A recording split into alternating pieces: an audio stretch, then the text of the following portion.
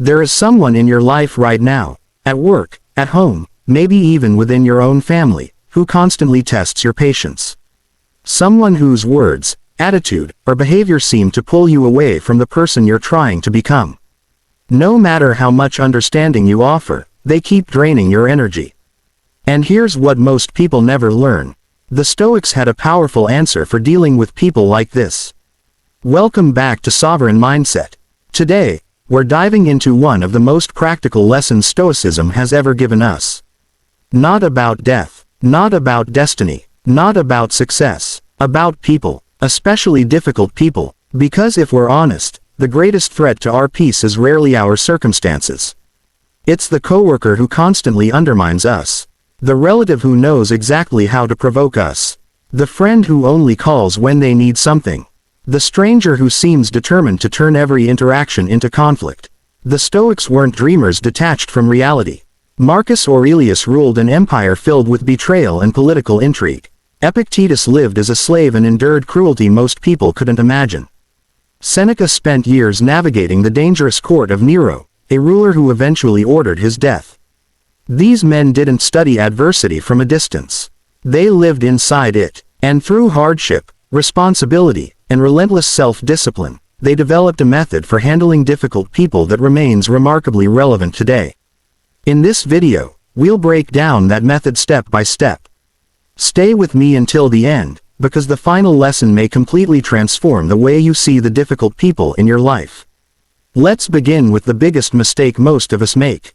We take everything personally. Someone makes a disrespectful comment, and we replay it in our minds for hours. Someone ignores our effort, and suddenly we question our value.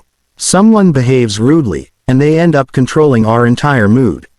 Marcus Aurelius warned himself constantly about this trap. He reminded himself that suffering doesn't come directly from events. It comes from the judgments we attach to them. As he famously wrote, "You have power over your mind, not outside events." Think about that. Most people hear it and immediately move on. But Marcus wasn't writing those words during peaceful afternoons.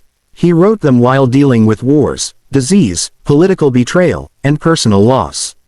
He had every reason to be overwhelmed. Yet he kept returning to the same truth. When someone treats you badly, two separate things happen. First, there is their behavior. Second, there is your interpretation of their behavior. These are not the same thing. Their actions belong to them. Your interpretation belongs to you. And only one of those is under your control. This isn't weakness, it's freedom. The moment you stop allowing someone else's behavior to automatically dictate your inner state, you become much harder to disturb. Instead of asking, "Why are they doing this to me?" ask, "What kind of response am I choosing to make?" That question changes everything. Marcus Aurelius began many mornings by preparing himself for difficult people. He wrote, "When you wake up, expect to meet people who are selfish, arrogant, dishonest, jealous, and difficult." That sounds negative until you understand why he did it. He wasn't becoming cynical. He was becoming prepared. This Stoic exercise is known as premeditatio malorum, the anticipation of challenges before they arrive. Most people unconsciously expect others to be fair, reasonable, and considerate. So when someone isn't, they feel shocked, offended, betrayed. Marcus removed that surprise completely. He accepted beforehand that difficult people would appear. As a result, he wasn't emotionally ambushed when they did. Modern psychology supports this idea. People who mentally prepare for challenges recover faster from stress and conflict. They feel less threatened and respond more effectively. The Stoics understood this centuries before psychology existed. But Marcus added another layer. He didn't assume difficult people were evil. He believed many people acted badly because they lacked clarity, because they couldn't see things correctly. And that's an important distinction. What if the difficult person in your life isn't driven by malice? What if they're driven by confusion, blindness, ignorance, pain? That perspective doesn't excuse bad behavior, but it changes how you respond to it. Epictetus began his teachings with a simple observation. Some things are within our control, others are not. Most people agree with this in theory, then spend their lives trying to control everyone around them, trying to change attitudes, trying to force understanding, trying to earn respect from people unwilling to give it. The truth is simple. You cannot force someone to become reasonable. You cannot make someone appreciate your value. You cannot argue someone into maturity. You cannot perform perfectly enough to stop insecure people from criticizing you. And strangely enough, accepting this is liberating. Because the moment you stop trying to control others, you regain control over yourself. Epictetus understood freedom better than most. Even while living as a slave, he realized that true freedom begins in the mind. People may control circumstances, but they cannot control your character unless you allow them to. When difficult people behave badly, remember, their behavior belongs to them. Your response belongs to you. And your response is where your power lives. Stop asking, how do I change this person? Start asking, how do I conduct myself in a way I'll respect later? That's where strength begins. Before we continue, tell me in the comments. What type of difficult person challenges you the most? The manipulator, the chronic complainer, the aggressive personality, the passive-aggressive one? I'd genuinely like to know. And if you're getting value from this video so far, make sure to like the video and subscribe to Sovereign Mindset.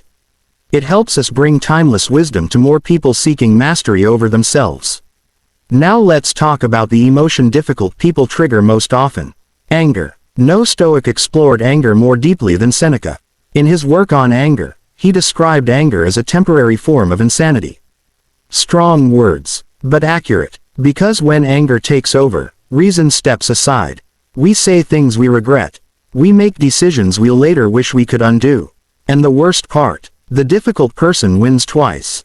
First through their behavior, then through our reaction. They create chaos, and we carry it with us. Seneca's solution was simple. Delay, not suppression, not denial. Delay. Create a gap between the trigger and the response. Pause. Take a breath. Wait. Modern neuroscience confirms the wisdom of this. When emotions surge, the brain's threat systems become dominant. Reasoning temporarily weakens. The urge to react feels urgent. But urgency is often a liar. A brief pause allows wisdom to catch up with emotion. Seneca also rejected the idea that anger is necessary for strength. Many people believe anger gives them power. He disagreed. He argued that anything achieved through anger can be achieved more effectively through reason. Think about the strongest people you've ever met. The truly powerful ones. Most aren't explosive. They're calm, measured, composed. Their authority comes from control, not volatility. Difficult people often lose their power in the presence of someone who refuses to be provoked. Now we arrive at one of the deepest Stoic insights. Marcus Aurelius often challenged himself with a difficult question. What flaw in myself resembles the flaw I'm criticizing in another? That's uncomfortable, because it's easier to judge than to reflect. Yet Marcus understood something profound. Human beings are connected. We all share the same imperfect nature. The Stoics called this idea sympathia. The recognition that we're all part of the same larger whole. Again, this doesn't mean tolerating abuse. It doesn't mean becoming naive. It means recognizing that people often act from inner disorder. Pain spreads. Confusion spreads. Unresolved wounds spread. Many people who hurt others are carrying burdens they never learned how to handle. Understanding this won't always change them. But it can change you. When you move from, this person is attacking me, to, this person is acting from their own struggle, the emotional landscape shifts. You stop feeling powerless. You regain perspective. And perspective creates choice. Let's make this practical. Here are 4 Stoic responses you can begin using immediately. First, respond. Don't react. When triggered, pause. Take 3 seconds. Ask yourself, what would my highest self do here? Not my angry self. Not my wounded self. My best self. Second, focus on what you control. You don't control their attitude. You don't control their opinions. You don't control their behavior. You control your choices. That's enough. Third, seek understanding first. Before reacting, ask, what might I not know about this person's situation? Not to justify them, to understand the full picture. Fourth, know when to walk away. This lesson is often ignored. But it's essential. Not every battle deserves your energy. Not every argument deserves your attention. Not every difficult person deserves continued access to your life. Sometimes wisdom looks like distance. Sometimes strength looks like a boundary. Sometimes freedom looks like a door quietly closing. The Stoics never taught self-sacrifice in the name of endless tolerance. They taught self-respect. And now we reach the final principle. The one that changes everything. Marcus Aurelius wrote, "The obstacle becomes the way." Think about that. The difficult person isn't interrupting your growth. They are part of your growth. The rude coworker, the critical relative, the manipulative acquaintance, the disrespectful stranger. Each encounter becomes training, a chance to practice patience, a chance to practice discipline, a chance to strengthen character. Without resistance, there is no strength. Without challenge, there is no mastery. Marcus didn't become great despite difficult people. He became great through them. And that's the shift. The real question isn't, how do I deal with difficult people? The real question is, who do I become when faced with difficult people? That answer belongs entirely to you. The Stoics never asked us to become emotionless. They never asked us to ignore injustice. They never asked us to tolerate mistreatment. They asked us to become free. Free from letting other people's behavior control our inner world. Free from needing validation. Free from the endless desire to change people who refuse to change themselves. Marcus Aurelius, Epictetus, Seneca, none of them lived easy lives. They struggled, failed, learned, and kept returning to the same practice.